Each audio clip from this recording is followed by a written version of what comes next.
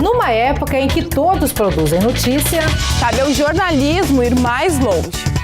É preciso dar sentido ao que acontece no dia a dia. Através dos diferentes pontos de vista sobre o mesmo fato. Por isso, a Novo Tempo abre mais um espaço para os grandes debates da atualidade. E o Telejornal NT Sul ganha mais uma edição aos fins de semana. NT Sul Mais, aos sábados e domingos, às 11 da noite. Você é nosso convidado especial. Vem aí um ano cheio de surpresas na TV Novo Tempo. Em abril, nossa programação terá algumas novidades, tudo pensando especialmente em você. Fique ligado nos horários dos seus programas favoritos e confira os programas novos. Não esqueça que você pode nos assistir também pelo aplicativo, pelo site e pelo YouTube. Fique sempre juntinho com a gente.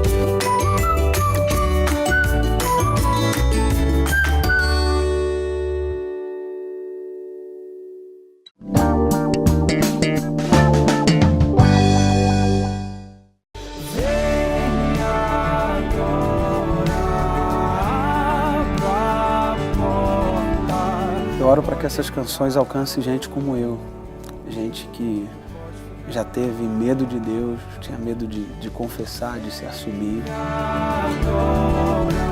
e sejam encontrados por esse Deus que ama, que redime, que não está com um olhar acusador para as pessoas. Não há interesse em condenar pecadores, mas em redimi-los. O bom sangue é feito de bons hábitos. Hábitos como a confiança em Deus. E por que essa confiança é importante? Porque Deus é o criador de tudo que existe no mundo. Simples assim. Ele fez o sol, a água, o ar, os alimentos. Programou o corpo humano para dormir e para a atividade física, para a temperança e para confiar em seu poder. Deus mantém a ordem em todo o universo e deseja muito manter a ordem dentro de você. O bom sangue é feito de bons hábitos.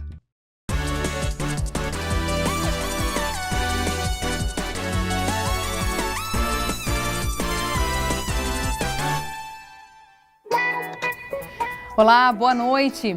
O Brasil é o único país da América do Sul que não possui o espanhol como primeiro idioma, que inclusive foi excluído do currículo escolar após a reforma do ensino médio. Se isso parece natural em todo o território nacional, que adota como regra o inglês como a língua universal, o Rio Grande do Sul está reagindo contra esta medida. Pessoas que sofrem por obesidade e por falta de comida. O Brasil vive esse paradoxo. Felizmente, o que nunca faltou por aqui foi solidariedade. Hoje a gente mostra um grupo de voluntários que trabalha fazendo almoço para 55 pequenos carentes, todos os dias num cardápio que reúne mais que tempero, tem amor, tem doação. Vamos falar sobre violência contra a mulher. O especialista defende que o assunto seja abordado sempre, em todas as oportunidades, como ferramenta para que casos sejam denunciados e prática deixe de ser vista como natural na sociedade. Você, por certo, já ouviu a frase "tira o pé do chão", não é mesmo? Pois aqui a proposta é exatamente o contrário, te levar ao céu, mas com os pezinhos bem no chão. É o voo em primeira pessoa. Já ouviu falar? Então vem com a gente conhecer essa novidade.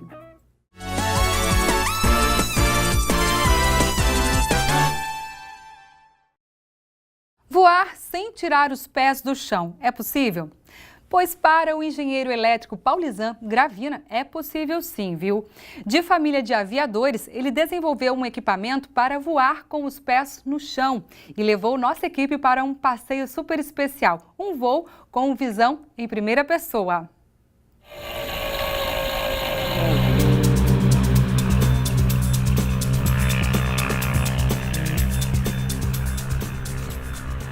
FPV é a sigla em inglês para First Person View, que traduzido para o português significa visão em primeira pessoa. Esse é um tipo de voo realizado normalmente pelos aeromodelistas, com radiocontrole na mão e tudo sendo visualizado através de um equipamento especial. É necessário adicionar ao aeromodelo uma mini câmera ligada a um transmissor de vídeo, e em solo precisamos de um receptor de vídeo e um dispositivo para visualizar as imagens. Esta configuração mínima garante o voo em FPV. Apesar de ainda ser pouco difundido em nosso país, o FPV abrange aeromodelos, automodelos, nautimodelos e demais dispositivos que possam ser controlados à distância. Paulizan Gravina Cardoso é um apaixonado por aeromodelismo e desenvolveu seu próprio sistema de FPV.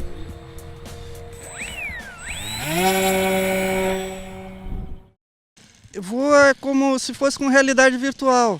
Eu tenho uma câmera de TV no avião que me transmite uma imagem de TV de dentro do avião, e essa imagem é posta nos meus olhos através de uma pequena tela, dentro de uma caixa para me proteger do sol e com lentes para regular a distância de foco do meu olho. Então é exatamente como se eu fosse o piloto sentado dentro da cabine do avião, né? E eu sou um dos pioneiros a voar no Brasil nessa modalidade. Na década de 2003, 2004, eu tive que partir do zero para conseguir fazer esse tipo de voo. Hoje, com o avanço da eletrônica e o baixo custo e os drones, isso aí se popularizou. Enquanto conversávamos, as câmeras do helicóptero captavam tudo lá de cima e nós, com os pés no chão, entendíamos melhor o equipamento. Para se conseguir a visão em primeira pessoa, é necessário que o aeromodelo transmita as imagens do voo para o piloto em solo e este realize a pilotagem sem contato direto, mas sim exclusivamente pelas informações da câmera de bordo.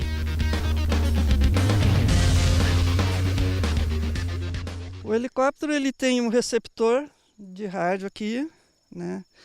E essa caixinha aqui é um piloto automático, que ele me estabiliza o voo do avião, e tem um olho eletrônico aqui embaixo, que a partir de 3 metros ele começa a ler o solo e fixa o avião na superfície do solo.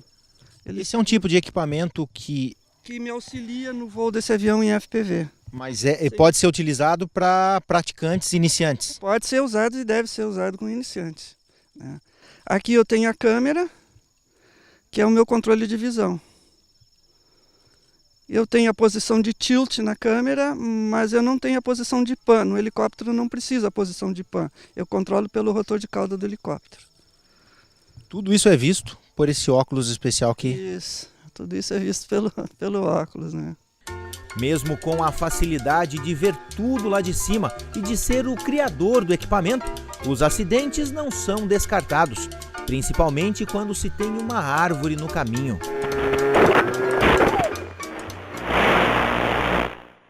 Paulizan afirma que já fez mais de umas centenas de voos em FPV e relatou que com o equipamento é possível voar à noite com chuva. E que para tudo isso funcionar, também existe uma ajudinha especial. É da esposa Maria Esterli, que acompanha o professor Pardal em seus voos. Como é que é para a esposa ter um professor Pardal dentro de casa? Olha, eu gosto, porque eu já conheci ele, né, nesse movimento assim de gostar dessa brincadeira toda aí. Então eu me adaptei, fui me adaptando também. Em Porto Alegre a gente curtia bastante também. E aqui até que nem tanto eu sou companheira dele como eu era lá. Eu sempre gostei, assim, a partir do momento que eu conheci o Paulizan, eu também entrei nisso aí também. Até nosso editor-chefe entrou na brincadeira. Daniel Nunes acompanhou a gravação da matéria e como foi a sua experiência de voar em FPV. Muito bacana, uma experiência realmente bem interessante, porque a gente começa ali a ver a cidade de cima e tal. E essa experiência da aviação, acho que é uma curiosidade que todo mundo tem, né, de pilotar um avião. Então, assistindo aqui com um capacetezinho, a gente vê ali a altitude que está o objeto, enfim. Então, realmente muito bacana mesmo, viu? Vale a pena. Quem tem medo de altura? Dá para perder o medo. É uma boa experiência. Pousamos com precisão e posso garantir que foi uma experiência bem próxima da realidade de um voo normal. Pela primeira vez em minha vida, pude sentir como é voar com os pés no chão.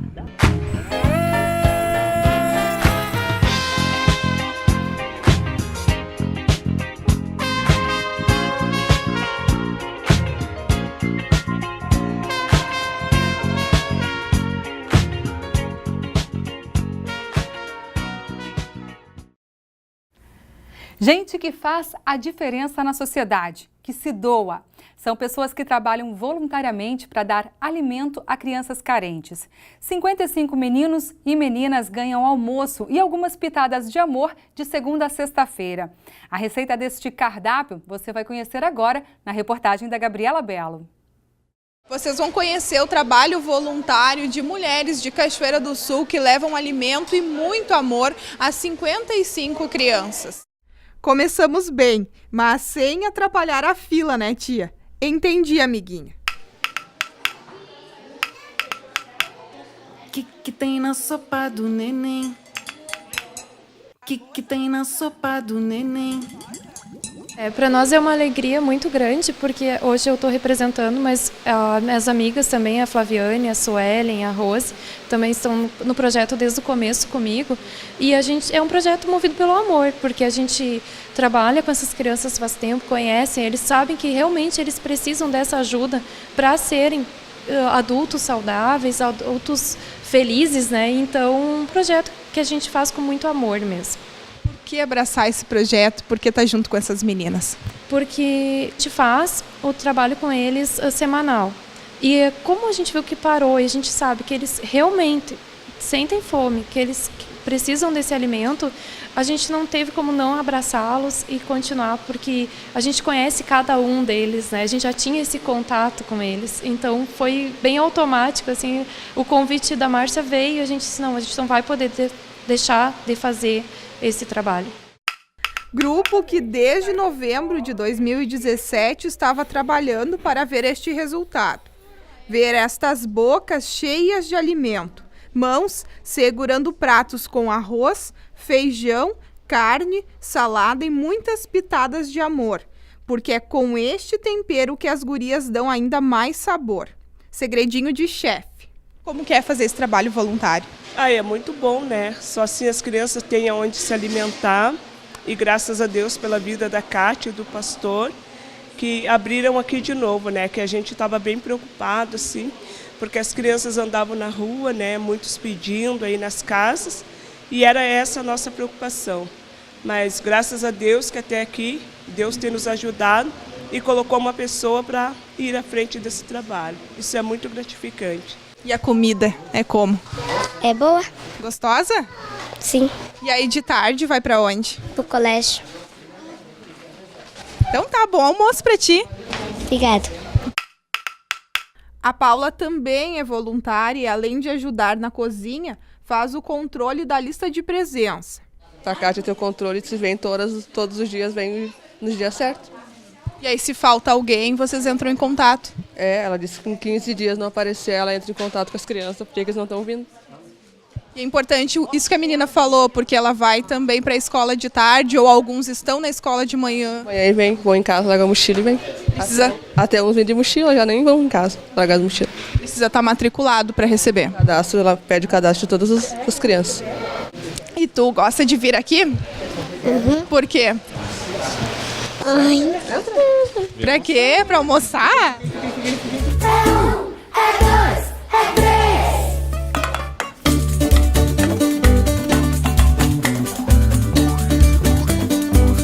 A Kênia e os irmãos são assistidos pelo Ministério Infantil Igrejinha Itinerante.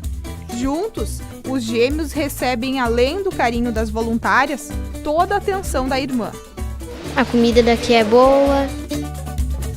Não tem preço ver a felicidade deles, porque só assim eles não andam nas ruas pedindo e têm onde se alimentar, porque se nós não alimentarmos eles hoje, amanhã eles vão andar roubando, né? Andar traficando por aí para ter um alimento. E a sociedade tem que se levantar e fazer algo para essas crianças. Ela não está sozinha, aqui do lado também tem outra pessoa que desde o tempo do sopão faz trabalho voluntário.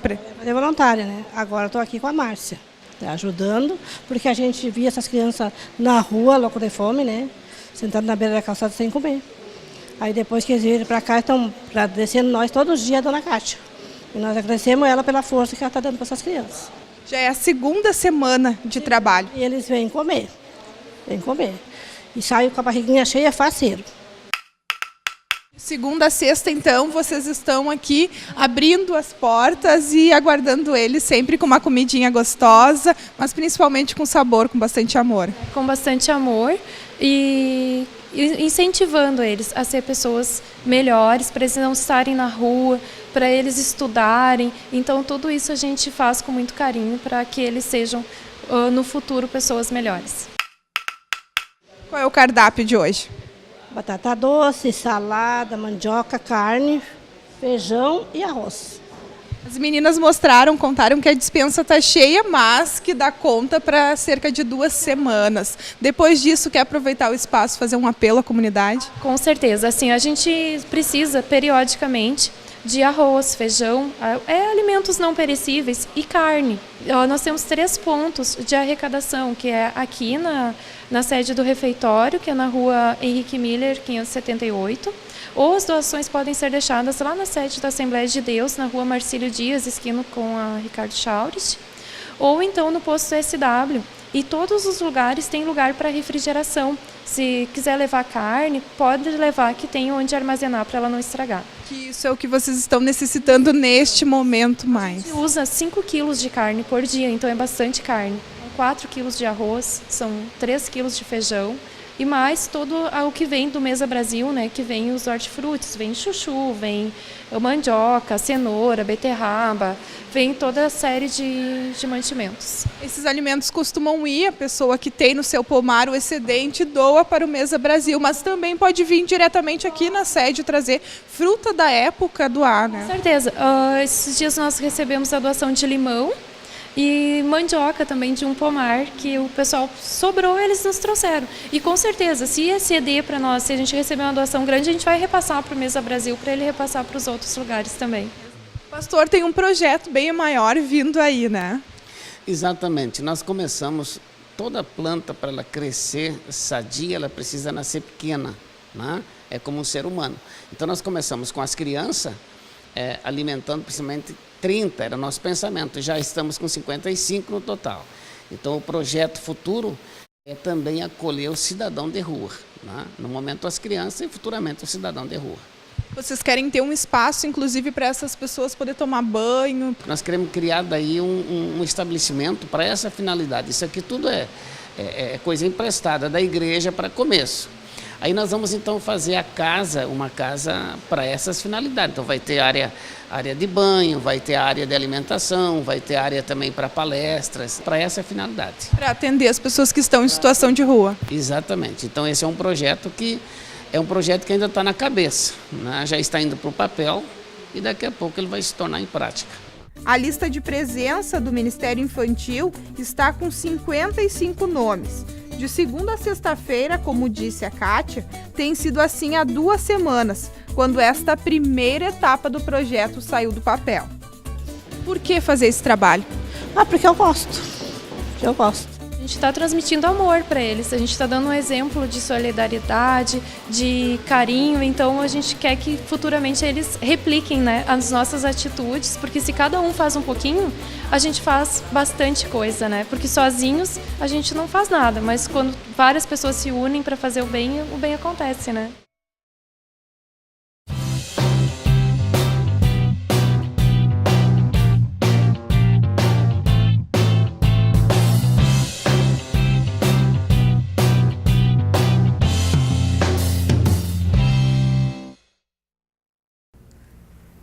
E se você quiser contribuir, também pode, viu? O projeto aceita doações em dinheiro para poder comprar os alimentos necessários para as crianças. O depósito pode ser feito na conta bancária do Ministério Infantil Igrejinha Itinerante. O banco é o Banrisul, a agência 0990, conta corrente 060 843 030-5. O espanhol é a segunda língua mais falada no mundo e predomina na maioria dos países latino-americanos. Mesmo que o Brasil tenha proximidade geográfica com esses países, o ensino do espanhol foi eliminado do currículo escolar a partir da nova reforma do ensino médio. Mas, aqui no Rio Grande do Sul, há reações contra essa medida.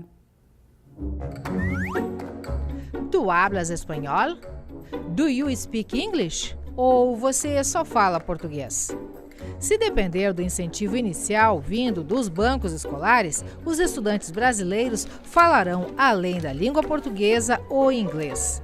A opção pela escolha de qual idioma aprender foi derrubada com a nova reforma do ensino médio, que determina o inglês como obrigatório a partir do 6º ano do ensino fundamental. Além disso, a Base Nacional Comum Curricular nem cita o espanhol como opção de ensino. Aqui no Rio Grande do Sul, a medida é contestada e já ganhou até frente de protesto. O grupo Fica Espanhol, que já tem a simpatia da Comissão de Educação da Assembleia Legislativa, que enviou ao MEC ofício pela inclusão do espanhol no currículo do ensino médio.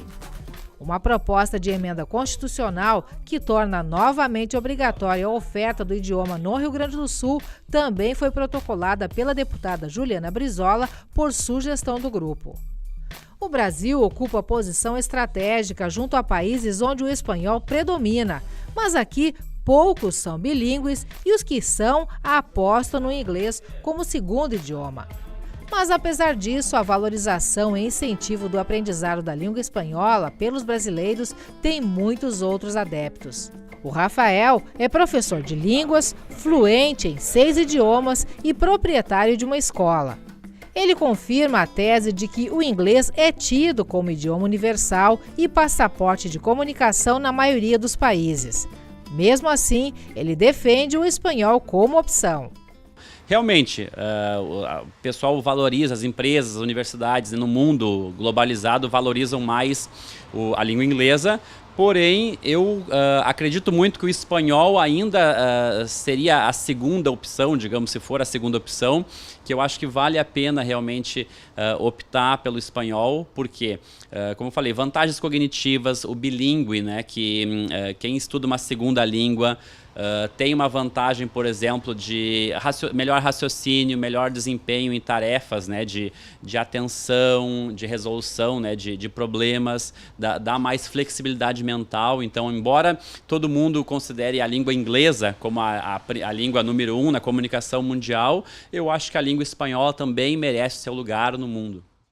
O Rafael conta também que percebe a relegação do espanhol no dia a dia da escola, que tem como promoção a gratuidade do espanhol e os alunos não aproveitam. Todo mundo que se matricula no inglês ou outra língua ganha a bolsa de 1 ano de espanhol, né? Então, assim, uma oportunidade da pessoa quase que acabar um curso de espanhol e nem todo mundo aproveita, infelizmente, né? Porque realmente é uma língua que, pela tipologia com a língua portuguesa, é uma língua que a gente aprende em menos tempo que o inglês, porque a gente tem, como falei, por causa da similaridade com o português, a gente tem meio caminho andado e as pessoas poderiam aproveitar mais essa base que a língua portuguesa nos fornece para ajudar, né, fazer essa transferência linguística para a língua espanhola, que muita coisa é parecida de gramática, de vocabulário, estruturas, fonética, ajuda muito, sabe? Comigo aqui um outro caso, uma outra situação. A Gelen, ela é brasileira, naturalizada, nasceu no Uruguai, e aos 15 anos veio para o Brasil e a partir daí então começou a conviver com a língua portuguesa. Atualmente ela é professora de espanhol na rede pública de ensino, também em escola particular e é tutora de espanhol da UAB. Importante o ensino do espanhol. Gelen, como é que tu vê tudo isso? Eu não tenho dúvidas disso, né? Porque eu acredito nisso, acredito que nós temos essa capacidade de aprender um segundo idioma, né? Eu tenho isso com muito orgulho da língua portuguesa, né? Porque aprendi a falar a língua portuguesa aqui no Brasil e senti muita dificuldade quando eu vim para o Brasil sem saber essa língua. Então, quando eu vim para o Brasil, eu não sabia nada da língua portuguesa e tive que aprender. Então, hoje eu proporciono isso aos alunos, né? De ter um segundo idioma, mesmo, né, eles estando um pouco distantes da fronteira, mas eu tenho certeza que o acesso para eles irem para a fronteira em qualquer um dos países ali no Uruguai, na Argentina, no Paraguai, que são países bem próximos, ter essa facilidade de comunicação. Como é que tu vê essa mobilização pró-língua espanhola aqui no Brasil, aqui no Rio Grande do Sul especificamente, para que seja mais valorizado e disseminado e mantido até o idioma espanhol? Eu vejo assim que em muitos lugares nós não temos esse contato, né, com a língua espanhola. Aqui no Rio Grande do Sul, sim. Né? Tenho tido oportunidade de ir para outros estados que são bem distantes aqui do Rio Grande do Sul e não vejo isso. Aqui no Rio Grande do Sul, sim, nós temos esse contato com a língua espanhola e vejo uma grande briga com relação a manter esse ensino no currículo, porque foi uma conquista e eu acho que tudo que a gente conseguiu conquistar até hoje nós não podemos perder. E se nós tivermos essa perda, vai ser uma perda bem significativa. Buenos dias, em que posso ajudar-lhe? Esse cumprimento o Marcelo utiliza muito durante o verão, quando turistas, principalmente argentinos, pernoitam em Cachoeira do Sul, rumo ao litoral gaúcho e catarinense.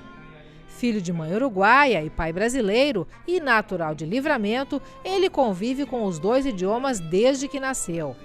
Há 5 anos trabalha neste hotel como recepcionista e tem consciência de que ser bilíngue é um diferencial que ele percebe a cada hóspede latino que atende. Ele se surpreende de encontrar alguém que fale fluentemente o espanhol? Sim, muitos até reclamam por não ter pessoas capacitadas, né?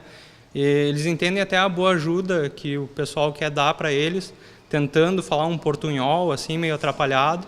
E eles acham que é mais atrapalha do que ajuda, né? E quando eles veem alguém que fala, eles ficam bem satisfeitos, né? Eles gostam de achar alguém que tenha fluência no espanhol.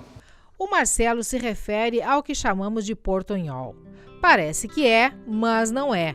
E tem sérios riscos de erros para quem tenta, já que entre a língua espanhola e a língua portuguesa existem os falsos cognatos, também conhecidos como falsos amigos. São termos iguais, mas com significados bem diferentes, como, por exemplo, rato, que para nós é um bichinho indesejável, mas no espanhol significa momento, instante. Borracha, a gente usa para apagar ou é um elástico. Já no espanhol, significa uma mulher bêbada, alcoolizada. Aqui usamos um vaso para colocar flores. Já em espanhol, usamos o vaso para beber água. O Marcelo confirma esse tipo de confusão gerado pelo portunhol e tem até história para contar. O funcionário lá do hotel, né, ele recebeu uma ligação do hóspede no quarto. O hóspede acabou pedindo um T com biscoitos, né, que é com biscoito. Biscoitos e biscoito fica mais fácil de identificar. E aí, quando o funcionário levou na bandeja para ele lá, apareceu no quarto com um Benjamin, né, de tomada, e mais os biscoitos. Na verdade, ele queria um T, que é o chá.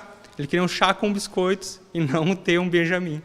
E o Brasil, aqui na América do Sul, é o único que não fala espanhol, então é uma grande dificuldade, né? Se for olhar pelo lado comercial, seria muito importante, por parte do bloco do Mercosul, o Brasil ter a língua espanhola como um dos idiomas, junto com o inglês, né, que é universal, no currículo escolar.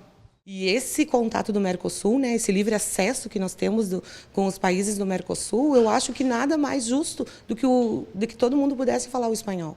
Né? Eu não sei se há esse conhecimento, mas no Uruguai já é uma disciplina obrigatória a língua portuguesa. Então lá eles aprendem o português também. Por isso, porque eles têm essa proximidade e eles têm esse contato.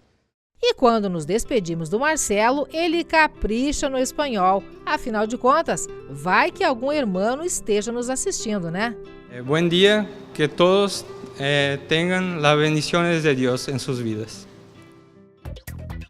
E a seguir, o assunto é violência contra a mulher. Especialista defende que o assunto seja abordado sempre como ferramenta para que casos sejam denunciados e prática deixe de ser vista como natural na sociedade.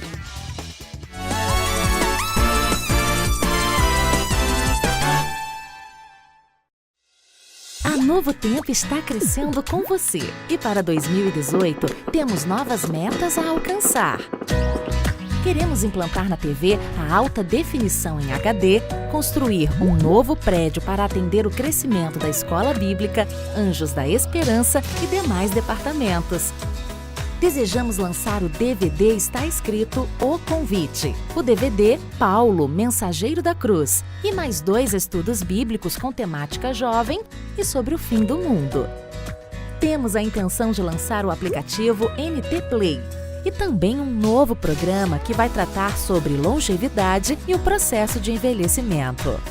Almejamos atingir a meta de 95% de programas inéditos na TV. Continue fazendo parte dessa história e transforme vidas. Sou o Anjo. Sou Novo Tempo.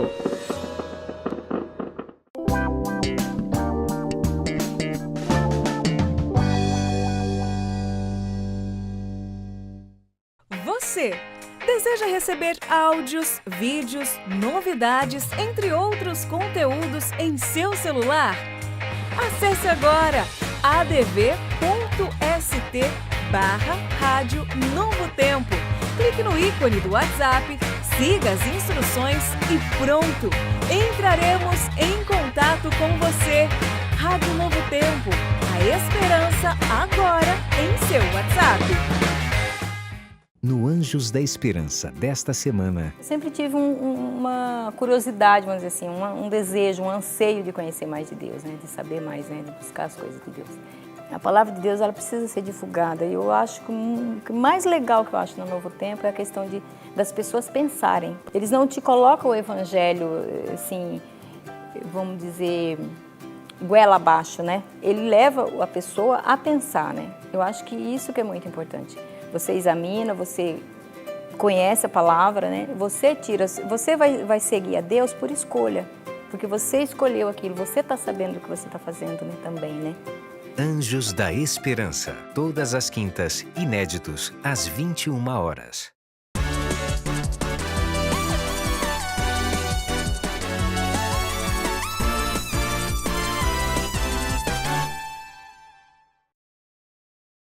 Dados do Conselho Nacional de Justiça apontam que durante o ano de 2017, a cada 100 mulheres, uma procurou a justiça para denunciar violência doméstica.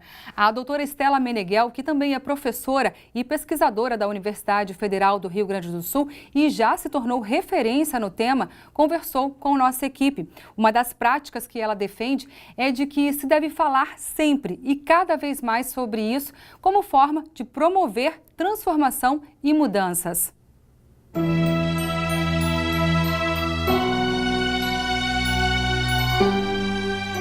No Brasil, a cada 7 minutos é registrada uma denúncia de violência contra a mulher. Números que assustam, mas que a gente sabe que não são reais, até porque nem todas as agressões são registradas. Vamos falar um pouquinho sobre este tema. Nossa convidada de agora, ela é professora, ela é doutora, ela é formada em saúde pública, mas tem outras várias formações e, de uma certa maneira, se especializou em violência contra a mulher. É um assunto que ela debate, que ela conhece, que ela trabalha no dia a dia, no cotidiano. Professora Estela Meneghel, o que a senhora teria a me dizer sobre a sua tendência para este assunto, para este tema, vindo da área da saúde, que é a sua formação inicial? Bem, as violências, elas constituem um problema de saúde pública que já foi conceituado como tal desde 1990. Então, as violências são um tema de importância priorizado pela área da saúde pública, né? Vários pesquisadores têm trabalhado com esse tema. Eu comecei a trabalhar com o tema da violência contra a mulher, especificamente, em 1990 também, quando eu comecei o meu doutorado na Universidade Federal do Rio Grande do Sul com esse tema, né? A violência intrafamiliar, a violência doméstica, a violência contra a mulher. Eu comecei falando sobre os registros oficiais ou extraoficiais, pode-se dizer assim, que apontam a cada 7 minutos uma denúncia de violência. A gente sabe que esse número é bem maior e trabalhando no dia a dia com esse tema, a senhora pode comprovar isso, possivelmente. Sim, embora as estatísticas sejam elevadas e ascendentes, a gente sabe que esses números ainda não são os reais, né? Que nem todas as pessoas que sofrem violência notificam, né? E nem todas as pessoas que vão ao serviço de saúde, assistência social, jurídico, policial, nem todos esses casos chegam às estatísticas, chegam ao conhecimento público. Então, os números ainda são maiores, né, do que as estatísticas mostram. E por que existe isso, né? Então, quais são as causas desse fenômeno, né, que acontece não só no Brasil, mas em vários outros países, né? Então, eu partilho de uma linha teórica, né, que entende este problema a partir da teoria do patriarcado. Não é devido, né, esses casos não acontecem devido a doenças, a patologias, né, a problemas interpessoais entre maridos e mulheres ou entre vizinhos, né, porque muitas vezes também a violência é perpetrada por um homem desconhecido, né, mas eu partilho da ideia de que isso acontece porque existe uma hierarquia de poder na sociedade, né, entre homens e mulheres, vulnerabilizando, inferiorizando as mulheres. Então, elas, por estarem, né, serem colocadas nessa posição desprivilegiada, se tornam mais vulneráveis às violências. A senhora mencionou também que existe uma outra pesquisa em andamento com relação ao comportamento, a maneira como os profissionais recebem e tratam e dialogam com essas vítimas. São duas pesquisas que eu trabalho atualmente, uma delas se chama Equidade na atenção de mulheres, na atenção básica em saúde. Então, ele tem um foco mais para os serviços de saúde. Então, é uma pesquisa que a gente está analisando as conversas dos operadores, dos prestadores de serviços com as usuárias, né? E a ideia é que as mulheres não sejam atendidas de maneira homogênea, mas que haja equidade, ou seja, que elas sejam atendidas de acordo com as suas necessidades e com as suas características pessoais. Então, uma idosa, ela vai ter um atendimento diferente de uma mulher jovem, uma mulher negra, né, vai ter especificidades no atendimento. E isso se traduz muitas vezes na conversa, né, no diálogo, né, em que muitas vezes o profissional não faz uma pergunta, né, necessária ao acolhimento, ou coloca algum preconceito, né, ou alguma situação impositiva. Então, isso nós estamos estudando nessa pesquisa sobre equidade. E a outra pesquisa que eu venho realizando desde 2010, é uma pesquisa que foca os feminicídios, ou seja, as mortes, né, os assassinatos de mulheres devido à condição de gênero. Uma mulher que é morta pelo fato dela ser mulher, que envolve não só os assassinatos perpetrados por parceiro íntimo, que são aqueles que tradicionalmente são mais vistos, né, e aceitos já como feminicídios, mas também outros tipos de mortes, né, de homicídios. Então, execuções, por exemplo, que não são vistas como feminicídios e que muitos deles acontecem pela maior vulnerabilidade das mulheres. Além de outras situações, né, que conceitualmente são consideradas também feminicídio e muitas vezes são deixadas à parte. E por que isso é tão importante? Porque as nossas estatísticas, se nós não considerarmos a totalidade dos casos, nós vamos estar subestimando a real prevalência desse evento, né? Aparentemente ele vai ser muito menor do que ele é na realidade, porque alguns casos foram deixados fora, não foram vistos e conceituados como tal. Doutora, eu tomei conhecimento de um número que menciona que o Brasil ocupa a 5ª posição mundialmente em número de feminicídio. Esses números revelam o que é uma questão que está se tornando quase que cultural no Brasil, a supremacia masculina, entre aspas, essa supremacia de opressora que agride, que violenta, enfim, e a mulher está tentando se rebelar contra isso, ou o que é? Bem, como eu coloquei anteriormente, eu partilho de uma vertente teórica que entende, né, que a violência contra a mulher, ela é um braço do patriarcado, ou seja, de um sistema de opressão, de exploração de mulheres, né, que existe não só no Brasil, existe na maioria dos países, claro, que com diferentes gravidades, com diferentes gradientes, né? Então, isso é um dos determinantes do feminicídio. Quando as mulheres, por alguma razão, não estão se comportando, né, como os homens desejam, elas correm o risco de serem mortas por esses homens. Existe um fenômeno que se chama backlash, né, que as feministas americanas estão estudando, que o que significa? Que quando uma mulher, por exemplo, está casada com alguém e ela está numa posição superior, não hierarquicamente, mas, por exemplo, ela tem um salário maior, marido desempregado, ou a situação, né, de um casal que ela quer separar-se, ele não, essas mulheres têm um risco maior. O risco, as feministas, quando começaram a trabalhar essas questões de violência, elas diziam que todas estamos em risco. Sim, todas estamos em risco, mas algumas têm um risco maior que outras. Quem mais que está em risco de feminicídio? Trabalhadoras sexuais, mulheres que exercem a prostituição, migrantes que estão fora dos seus locais de origem, sem redes de proteção, sem familiares, né? Mulheres que por minorias étnicas ou raciais, né, representam, são estigmatizadas dentro de uma sociedade, de uma cultura, essas mulheres estão maior em risco. E, enfim, o Brasil, sim, ele está na 5ª posição. Esses dados são da Organização Mundial de Saúde, são dados assim compilados de estatísticas de vários países, mas não apenas, não na frequência, mas em taxas. O que significam as taxas? Significa número de mortes dividida pela população exposta ao risco. Então, isso mostra, né, uma gravidade maior. A relação morte com a população é muito elevada, é a 5ª do mundo. Qual o caminho para reduzir esses índices?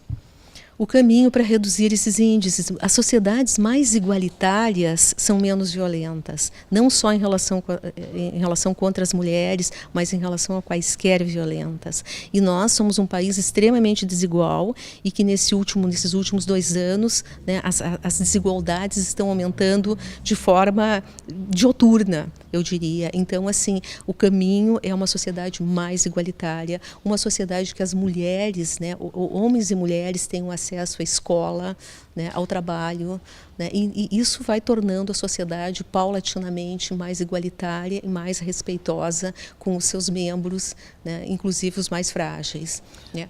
Também se diz assim, que o capitalismo, o regime capitalista, né, ele tem, né, um dos seus suportes é a opressão das mulheres, né, porque as mulheres representam também a possibilidade de todo o trabalho de cuidado, é um trabalho gratuito, é um trabalho que é, né, um trabalho reprodutivo, de ter filhos, de cuidar dos filhos, de cuidar das casas e cuidar também das pessoas que têm algum tipo de deficiência, os idosos, né. Todo esse trabalho é um trabalho gratuito, apropriado pela sociedade das mulheres, né. Então, por isso também se mantém esse regime de desigualdade, também para explorá-las, para oprimi-las e para explorá-las. Então, é contra isso, né, que nós temos que mudar e combater.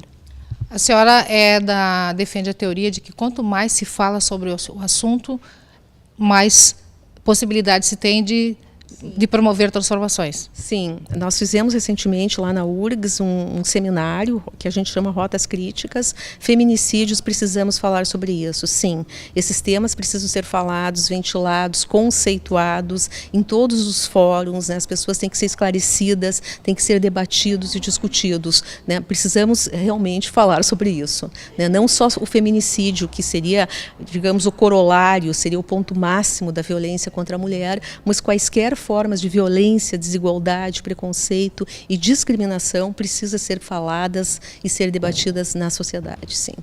A vítima, muitas que estão nos assistindo neste momento podem se enquadrar neste perfil de se sentir violentada, de se sentir agredida e de estar em casa, quietinha ali, nos assistindo neste momento, se identificando com muitas situações que a senhora comenta, que a gente fala aqui. O que a senhora teria a dizer para essas mulheres? Bem, assim, muitas vezes a gente diz que as pessoas, né, ao se darem conta que estão vivendo uma violência, as mulheres, crianças, jovens, elas devem notificar, elas devem ir, né, a um serviço policial, elas devem fazer um boletim de ocorrência. Então, assim, o primeiro momento, o primeiro passo é dar-se conta que se está vivendo uma violência, sim, né, ter consciência disso. Muitas pessoas não se dão conta, principalmente a violência psicológica, às vezes a violência institucional, né, às vezes elas permanecem naturalizadas, né? Este é o primeiro momento. Agora, agir, cada mulher vai ter que pensar, né, de ver que rede que ela tem de proteção, muitas vezes são amigos, são familiares, é no trabalho, né? Então, assim, porque sair e desabalar da carreira não vai mudar uma situação que às vezes é crônica, é de um tempo muito grande. Então, a mulher, ela precisa se sentir fortalecida, ela precisa ter uma retaguarda para que ela possa enfrentar alimentar. Agora, isso em relação à violência diuturna, violência diária. Em relação aos feminicídios muitas vezes constituem uma situação aguda e não mais crônica. Então, ali, todos devem estar preparados, os trabalhadores sociais, de saúde, policiais, para poder diagnosticar essa situação e tomar medidas muito rápidas, porque, né, essa é uma medida, né, que daí o enfrentamento tem que ser oportuno e rápido.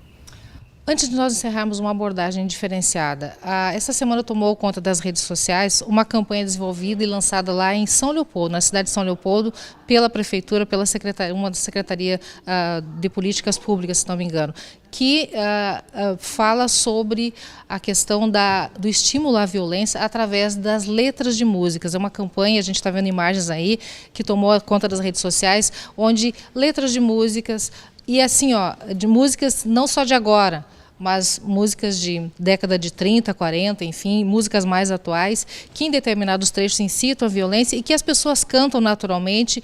Culturalmente, o brasileiro é um povo festivo, que gosta de música, e essas músicas estão meio que entranhadas no dia a dia, no cotidiano das pessoas. A senhora acha que isso é uma forma, é uma maneira de estimular, de incentivar, já está entranhada na mente, no psique do brasileiro? Dentro de uma sociedade patriarcal, então várias das formas de expressão, elas são machistas. Por exemplo, as propagandas, né, que colocam as mulheres como objeto, as mulheres seminuas, as mulheres como objeto, né, similar a um produto que você compra. Tudo isso aí é machismo, tudo isso aí deve ser combatido, deve ser discutido, pensado, né? As músicas, certamente que sim, muitas manifestações, elas estão impregnadas, né, do machismo, que está naturalizadas do machismo que está presente na sociedade, né? E daí, quando está naturalizada, a impressão que as pessoas têm é que sempre foi dessa maneira, que é assim que deve ser, né, a sociedade. As pessoas não conseguem olhar aquilo criticamente. Então, claro que em todos os fóruns, em todos os locais que se puder debater e discutir, né, nós vamos estar formando uma consciência mais crítica, nossa, das mulheres da nossa idade, das outras gerações, na escola, em todos, né, as agremiações, os fóruns que se puder criticar, observar, né, e analisar essa situação, certamente nós estamos, né, atingindo um nível de consciência crítica melhor e maior. Certamente. Obrigada por sua participação conosco, tá bom? Eu que agradeço. Obrigada a você.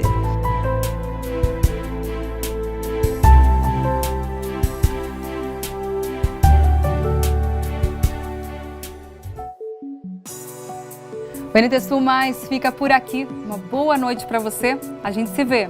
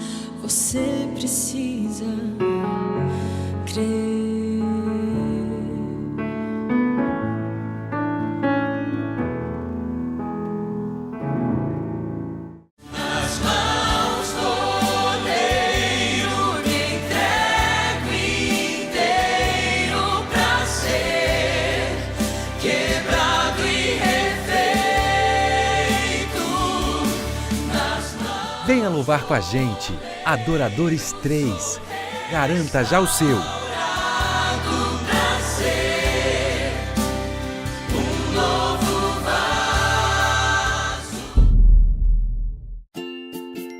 O boleto do Anjos da Esperança mudou e está de cara nova.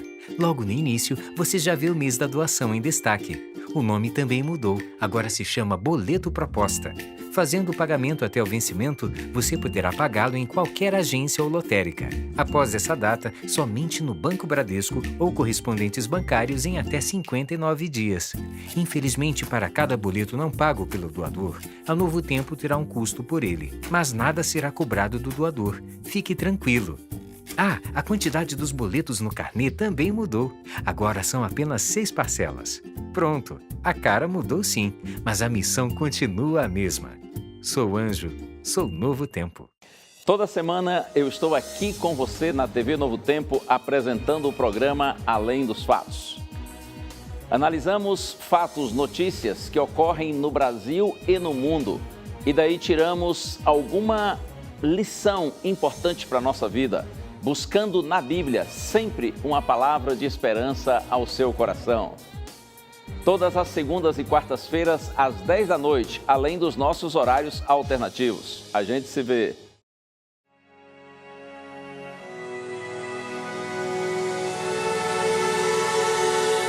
As Escrituras Sagradas contêm toda a verdade sobre o tempo do fim. São verdades preciosas que revelam as profecias de Deus para este mundo.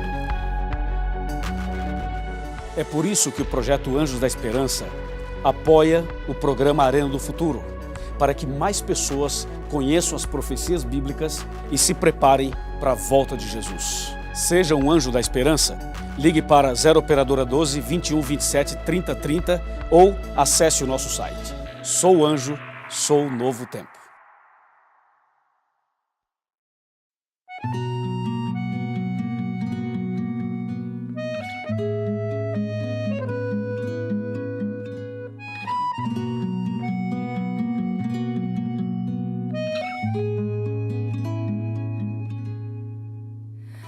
Não foi fácil e ainda não é. O deserto que passei, as dores, as dúvidas, as lágrimas.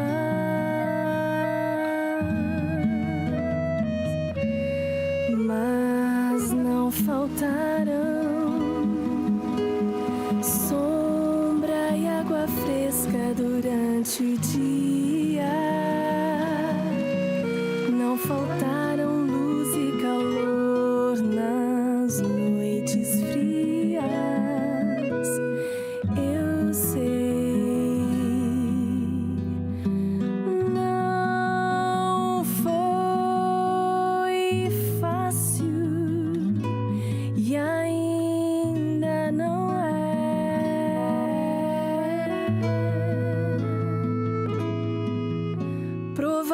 Provações, privações, provocações oprimiram a paz, a minha paz. Mas no deserto com Deus, provisões e bênçãos me cercaram. Em nenhum momento os anjos me abandonaram. Eu sei, eu sei.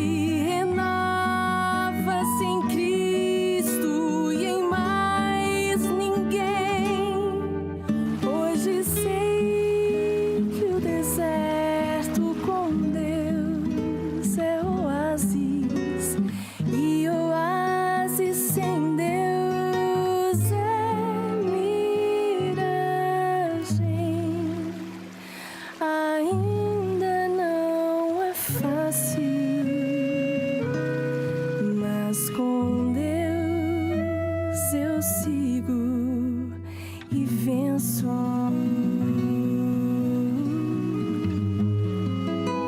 Ainda não é fácil, mas com Deus eu sigo e venço.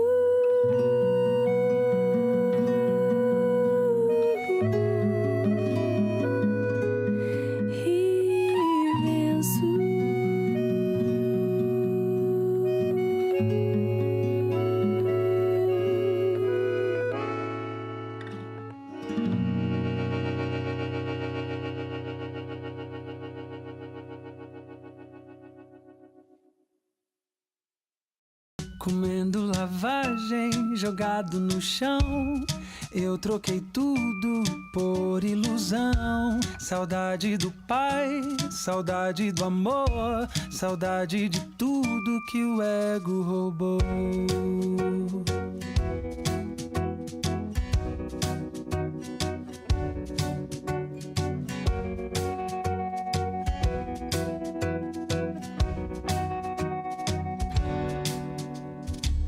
Ainda lembro das broncas do meu irmão, da minha mesa farta de pão, do seu abraço acolhedor e do cheiro do meu cobertor. Ainda lembro de quando tudo era bom, de quando tinha tudo nas mãos, mas o orgulho me enganou. E agora que estou comendo lavagem, jogado no chão, eu troquei tudo por ilusão. Saudade do pai, saudade do amor, saudade de tudo que o ego roubou.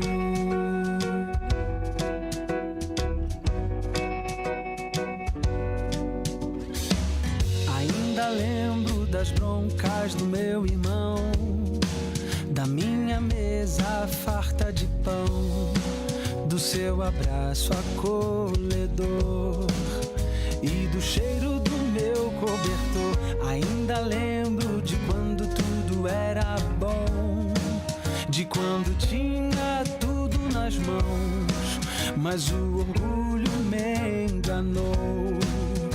E agora que estou comendo lavagem, jogado no chão, eu troquei tudo por ilusão.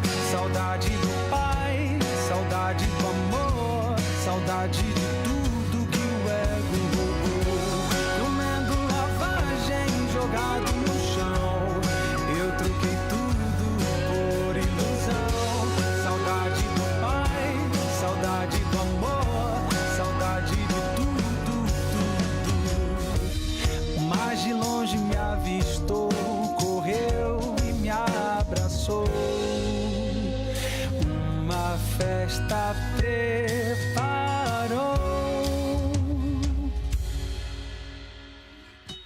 Deixei a lavagem, deixei o meu chão, deitei em seus braços, comi do seu pão.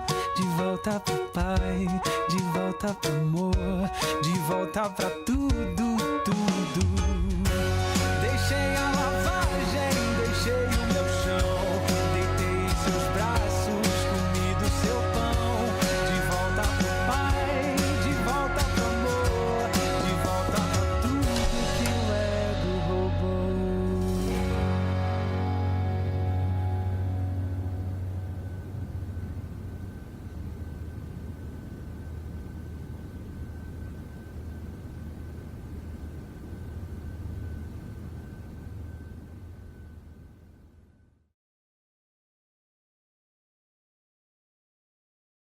Olá, eu estou aqui para convidá-lo para assistir ao programa Vida Mais Viva. Como você já sabe, este é um programa que traz boas notícias para a sua vida e para a sua família. Por isso, acompanhe-nos nas quartas-feiras às 11h30 da manhã, que é o programa inédito, e em nossos horários alternativos. Estamos esperando por você!